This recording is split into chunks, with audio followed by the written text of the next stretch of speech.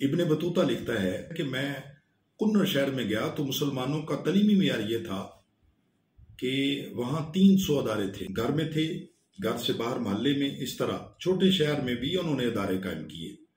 तो ये एक मेयार था।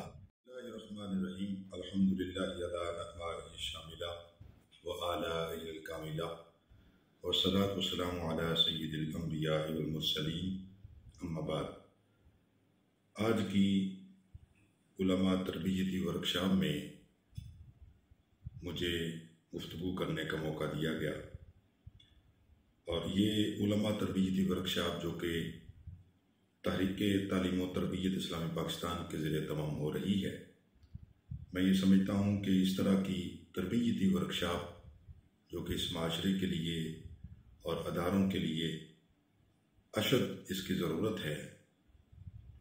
और मैं ये समझता हूँ कि सादत की बात है, मुझे इनवाइट किया गया इस तरह की वर्कशॉप में। मैं डॉक्टर अहमद रज़ा साहिब कादरी साहब का शुक्रगुजार हूँ कि उन्होंने मुझे मदऊ किया और मैं आज इस वर्कशॉप में जिस मौजू पे बात करूँगा वो है फ़रोग़ अमन में मराकज़ इल्म और उलमा का किरदार कुरान सुन्नत और तालीमत सूफिया की रोशनी में। मैं अपनी गुफ्तगू के 3 हिस्से करूँगा ताकि समझने में आसानी हो। नंबर 1, मराकज़ इल्म का किरदार क्या है माशरे में और फ़रोग़ अमन में और लोगों को तैयार करने में। तरबियत से रिलेटेड मराकज़ इल्म का किरदार क्या है। नंबर 2, मैं दूसरे मौजू पे जो बात करूँगा वो है उलमा का किरदार क्या है। नंबर 3, तीसरा हिस्सा जो है वो सूफिया का किरदार क्या है। सबसे पहले हिस्से पे हम बात करते हैं, शुरू कर रहे हैं कि जो मराकज़ इल्म है इनका आगाज़ नबी रहमत सल्लल्लाहु अलैहि वसल्लम के ज़माना से होता है। आप सल्लल्लाहु अलैहि वसल्लम ने जब इस्लाम की तबलीग का आगाज़ किया और ये वो वक्त था जब मक्का में आपको वाच किया जाता था, जब आपको रोका जाता था और लोग ये समझते थे कि इस तरह का जो नया दीन है उनके लिए इस पर जो है वो मेहनत ना की जाए, तो रोकते थे और तरह तरह की जो है वो तकलीफ़ भी दी उन्होंने, जो कि आप अहबाब इससे वाकिफ़ हैं। तो आप सल्लल्लाहु अलैहि वसल्लम ने फिर भी अदारे बनाए। इसका एक रेफरेंस मैं अब आपके सामने रखता हूँ। एक किताब है, इंडिया से छपी है, कुरून उला की दरसगाहें, काजी अतहर मुबारकपुरी इसकी ये किताब है। उसने सैकड़ों अदारों का नाम भी लिया, जैसा कि मारूफ अदारे हो चुके हैं मक्का और मदीना में, जिस तरह दार रकम हुआ, सूफा अकेडमी हुई, मस्जिद नबी में आप सल्लल्लाहु अलैहि वसल्लम बैठ के, तो ये मराकज़ थे।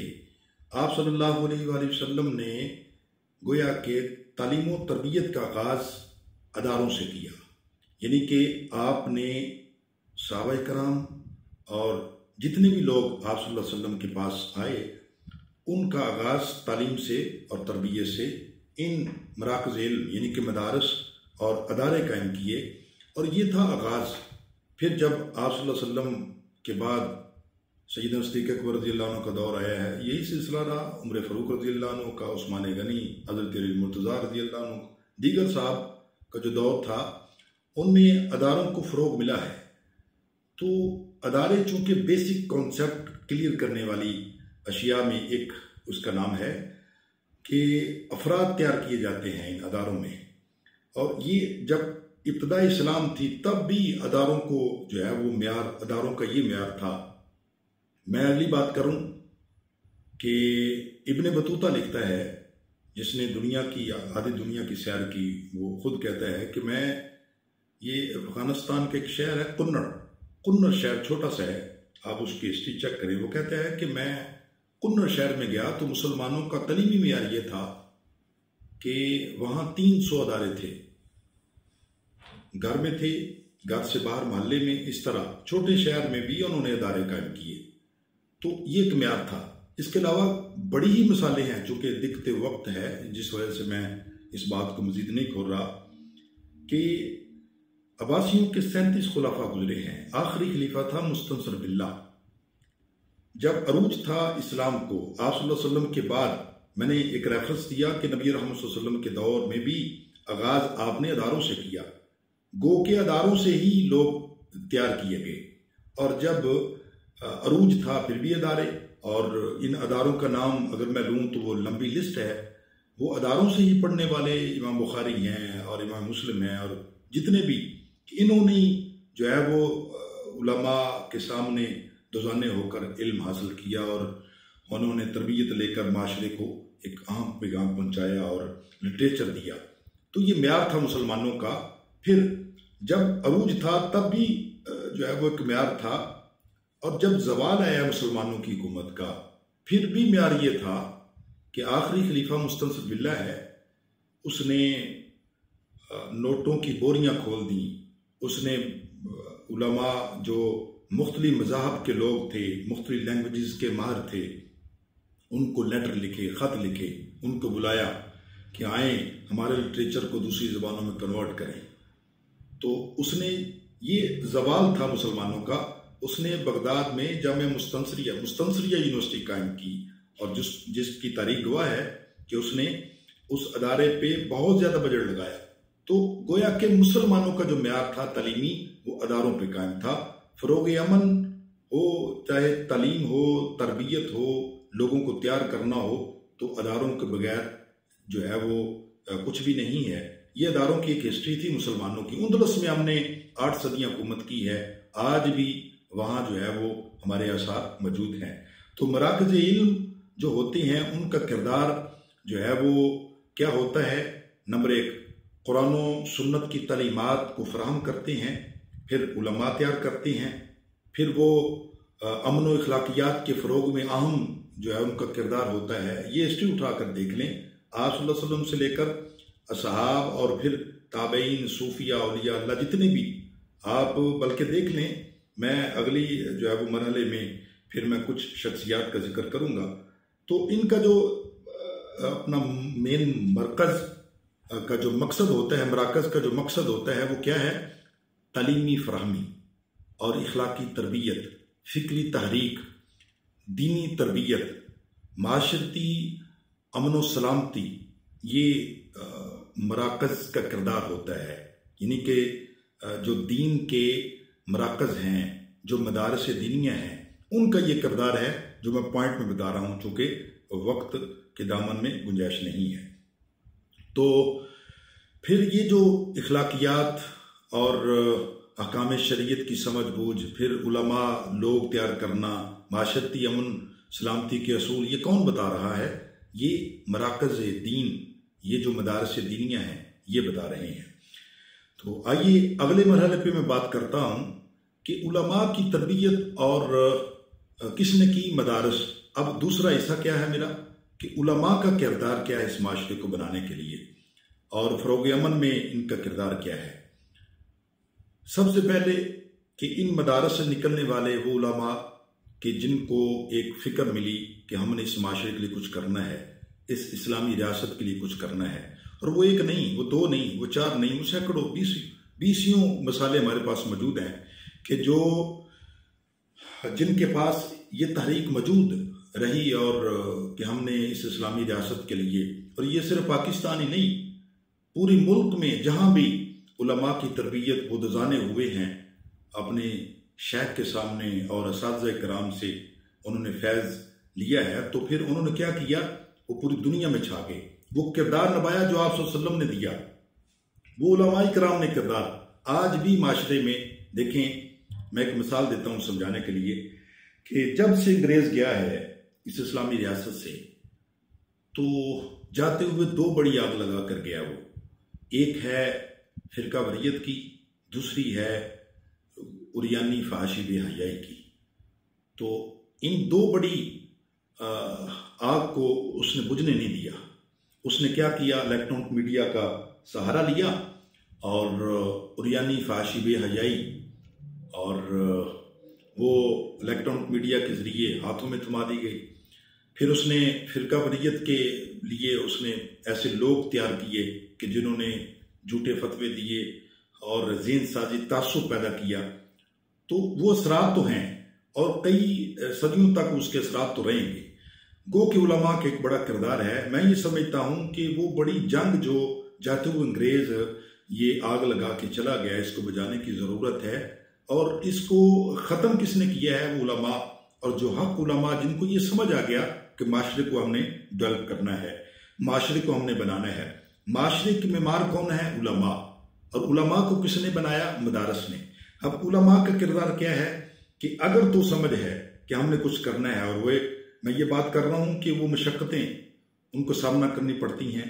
پھر آپ نے دیکھا ہے کہ جنہوں نے تحریک چلائی اسلام کی حیا کے لیے، تو انہوں نے گو کہ یہ اسلامی ریاست ہے، انہوں نے جیلیں بھی بھگتیں، پھر انہوں نے مارے بھی کھائیں، پھر انہوں نے اپنے معاملات آپ کے سامنے ہیں، پھر انہوں نے معاشی کوئی فکر نہیں کی۔ لیکن علماء کی اہم ذمہ داری اس دور میں کیا ہے؟ ایک ذمہ داری یہ ہے کہ مدارس سے نکلیں اور جدید علوم جو ہیں اس کو اپنے اندر سمیٹیں، اور جس طرح ایک پچھلے دور میں ایک نفرت پھیلائی گئی کہ یہ جو انگلش ہے اور اس طرح کی جو سائنس ہے، یہ لٹریچر جو ہے وہ یہ خراب کرتا ہے، ہمیں صرف دینی علوم ہی پڑھنے چاہیے۔ اس میں دو رائے نہیں ہے، کوئی اور رائے نہیں ہے کہ دینی علوم سے ہی ہم مدارس والے ہیں۔ اللہ کا شکر ہے کہ ہم گہرے لوگ ہیں، چونکہ مدارس سے دینیا اور یہ جو علوم ایک فکر دیتے ہیں، وہ دوسرا فکر، دوسرے علوم فکر نہیں دے سکتے۔ اور میں یہ کہہ رہا ہوں کہ ان علوم کا سہارا لے کر بنیاد ہماری یہ علوم ہوں جو دینی ہیں، علماء دوسرے علوم بھی حاصل کریں، اور پھر صرف علماء کا کردار صرف مدارس میں، یہ مساجد میں نہیں، اس کی ضرورت معاشرے میں ہے، اس کے ہر پہلو میں، ہر شعبہ میں ضرورت ہے۔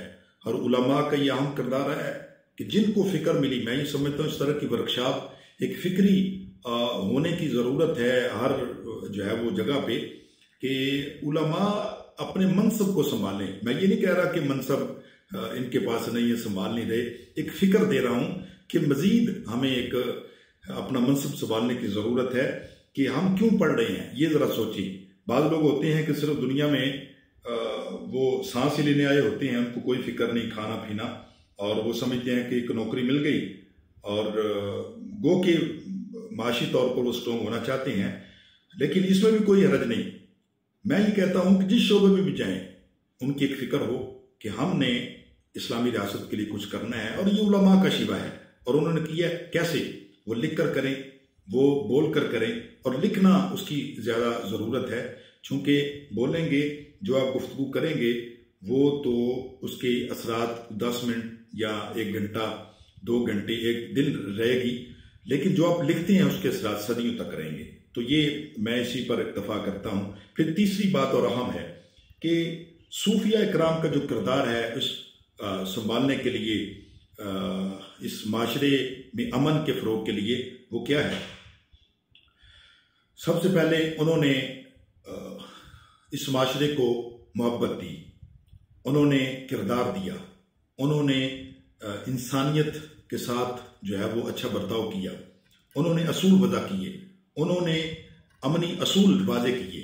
اب یہ دو رائے نہیں ہے کہ علماء اور ہیں اور صوفیہ اور ہیں، نہیں، علماء اور صوفیہ ایک ہی بات ہے۔ اصل میں تصوف ایک ہے کہ جو صرف لگ جائیں اور اپنے رویے کو ایک آسان طریقے سے وہ کام کرتے ہیں، رویے کے اکارڈنگ، بلبوتے پہ۔ جس طرح میں کتنی مثالیں دے سکتا ہوں کہ آپ دیکھیں اس بر صغیر میں جنہوں نے سب سے زیادہ کام کیا ہے، جن کی وجہ سے اسلام پھیلا، وہ خواجہ معین الدین چشتی اجمیری رحمۃ اللہ علیہ ہیں۔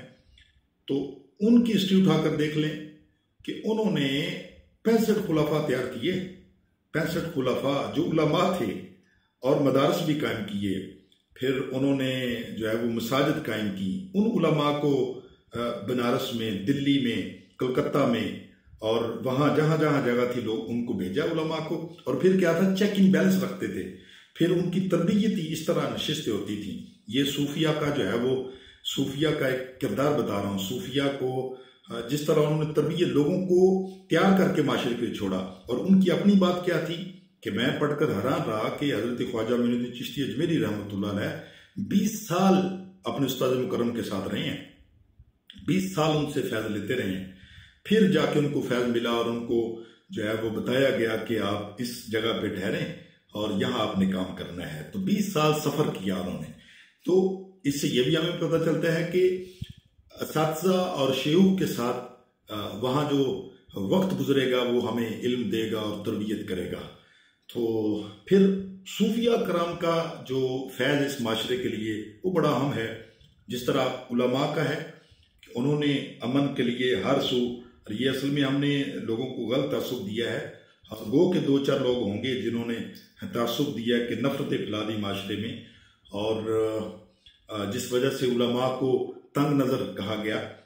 اور صوفیہ جو ہیں وہ انہوں نے محبت کے بلبوتے پہ لوگوں کے دل جیتے، اور وہ اپنے دسترخوان کو وسیع رکھا، کوئی بھی آیا، گناہ گار آیا، اچھا برا آیا، ان کو جو ہے وہ دسترخوان پہ بٹھایا، ان کی تربیت کی، اور انہوں نے کوئی اصول دیے ہیں تربیت کرنے کے۔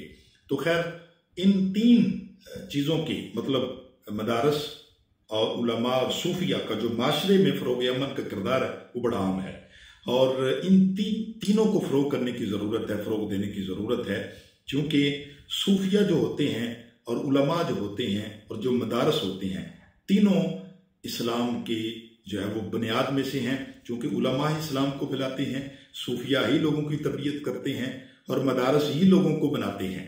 تو ان تینوں کا میں یہ سمجھتا ہوں اس معاشرے میں فروغ دینا بہت اہم ہے، ضرورت ہے، اور یہ تینوں قائم ہوں گی تو ہمارے اس معاشرے میں فروغ امن قائم ہوگا۔ میں اسی پہ اکتفا کرتا ہوں۔ وما علینا الا البلاغ المبین۔